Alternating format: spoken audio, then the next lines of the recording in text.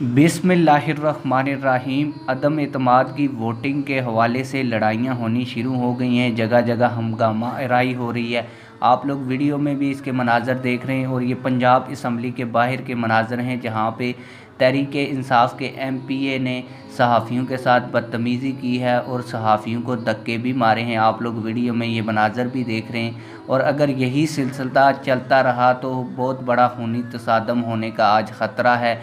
और इसके बाद ये लोग खुद मार्शल लॉ को दावत देंगे और फिर ये कहेंगे कि जर्नलों ने आइन की बगावत की, आइन से गद्दारी की, यही जो सारे जमहूरी लोग हैं। तो मैं इन लोगों से कहूँगा कि अदम एतमाद की वोटिंग होने दें, दूध का दूध और पानी का पानी सामने आ जाएगा। अब PTI बज़ाहिर अपनी शिकस्त तस्लीम कर चुकी है। उनकी जो वीडियोज़ और ऑडियोज़ लीक हो रही हैं उनमें यही पता लग रहा है कि वो खूनी तसादम की जानब मुल्क पाकिस्तान को धकेल रहे हैं। मैं तो अल्लाह ताला से यही दुआ करूँगा कि अल्लाह ताला हमारी कौम को इस खूनी तसादम से बचाए, क्योंकि ये जो सियासतदान हैं खुद साइड पे रहेंगे और आवाम को मरवा के अपने मकासद हासिल करेंगे। आप लोगों की इस हवाले से क्या राय है? कमेंट सेक्शन में अपनी राय का इजहार लाजमी फरमाएँ।